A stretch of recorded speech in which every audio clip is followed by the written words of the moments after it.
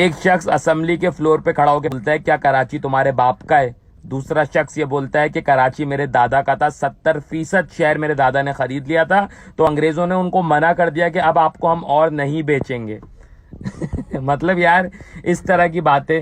اور آپ دیکھیں کہ اللہ کی لاٹھی کیسی بے آواز ہے۔ ایک شخص بڑی کوشش کر رہا تھا کہ یار میری امیج جو ہے نا بھرمباز بن جائے، وہ پوڈ کاسٹ میں آ کے بڑی بڑی باتیں کر رہا تھا، اور وہ اپنے ہی لیڈر کے آگے ذلیل ہو گیا۔ مطلب پوری دنیا نے ایک دو سیکنڈ کا کلپ سوشل میڈیا پہ وائرل ہو گیا کہ کس طریقے سے اس کے اپنے لیڈر نے اس کو دھتکار دیا کہ جاؤ یار تمہاری بات میں بعد میں سنتا ہوں۔ سر اس طرح کی باتیں ہم بھی کر سکتے ہیں، اس طرح کے بڑے بڑے دعوے ہم بھی کر سکتے ہیں کھڑے ہو کے کہ یہ میرے باپ کا ہے، وہ اس کا ہی۔ لیکن سر مسئلہ یہ ہے کہ ہمارا تعلق ایک پڑھی لکھی قوم سے ہے، ہمارا تعلق اس قوم سے ہے جس کے اخلاق بہت اوپر ہیں، ہمارا تعلق اس قوم سے جو ہمیں تہذیب سکھاتی ہے، ہمارا تعلق اس قوم سے جس کا ہتھیار قلم ہے۔ تو ہم جواب بڑے تمیز سے بڑے سر ٹو بی آنےسٹ جو چیز نبیل قبول صاحب کے ساتھ ہوئی وہ بہت ہی غلط ہوئی۔ ایک شخص آپ کی والدہ کی گاڑی چلایا کرتا تھا، ہمیشہ آپ کی والدہ کے ساتھ ہوتا تھا، اپنی پوری زندگی اس نے ایک پارٹی کو دے دی، اور ایک اسی پارٹی کے لیڈر نے جو ابھی چند دن پہلے لیڈر بنا ہے اس نے ایک اتنی بڑی محفل میں اس کو دھتکار دیا، اس کی بات نہیں سنی۔ سر ہم بار بار بول رہے ہیں یہ والا جو ایٹیٹیوڈ ہے نا، یہ والا جو جانرا ہے ہمارے لیڈرز کے اندر، یہ بہت غلط ہے، چاہے وہ عمران خان صاحب ہوں، نواز شریف صاحب ہوں یا بلاول صاحب ہوں۔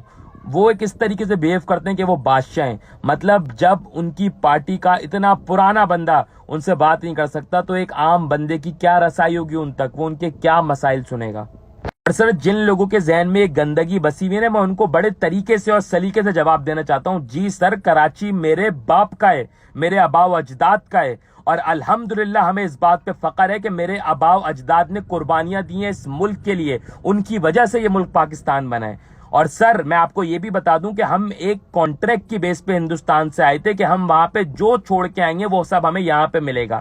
تو جو لوگ یہ بات بار بار بولتے ہیں کہ ہم نے ان کو پناہ دی، یہ تو بھوکے ننگے آئے تھے، کسی نے ہمیں کوئی پناہ نہیں دی، کسی نے ہم پہ کوئی احسان نہیں کیا، یہ ہمارے حق کی زمین تھی جو ہم نے لی ہے۔ اور میں آپ کو بتاؤں، آپ کیا سمجھتے ہیں ہجرت کوئی چھوٹا سا عمل ہے؟ سر ہجرت ایک بہت بڑا اور ایک بہت ہی زیادہ جو ہے نا مشکل عمل ہے۔ سر آج کی تاریخ میں آپ کو بولتا ہوں، آپ گلشن سے اپنا گھر چھوڑ کے جوہر شفٹ ہو جاؤ، میں دیکھتا ہوں آپ کیسے ہو، تو کوئی بندہ نہیں ہوگا بولے گا بھائی پاگل ہو، میری ایک پوری یہاں زندگی ہے میں چھوڑ کے۔ اور ہم ایک ملک کو چھوڑ کے دوسرے ملک کے اندر آ گئے، کیوں؟ اگر ہم نہیں آتے، ہم قائد اعظم کا ساتھ نہیں دیتے، ہم بولتے ہیں نہیں جی ہم نہیں آ رہے، ہم تو سر آج بھی بہت سارے مسلمان ہندوستان میں اگر ہم بھی یہی بولتے کہ ہم قائد اعظم کے پیچھے نہیں آ رہے تو شاید آج دنیا کے نقشے پہ پاکستان نام کا کوئی ملک نہیں ہوتا۔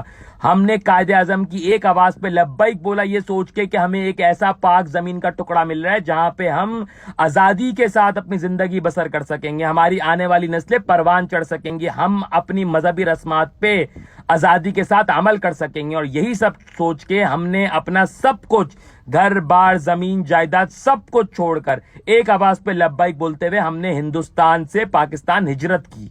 سر کوئی نفرت کی بات نہیں، کوئی نفرت کی سیاست نہیں، اور الحمدللہ ہمارا تعلق جس قوم سے ہے اس قوم نے ہمیں محبتیں بانٹنا سکھائی ہیں، نفرتیں نہیں۔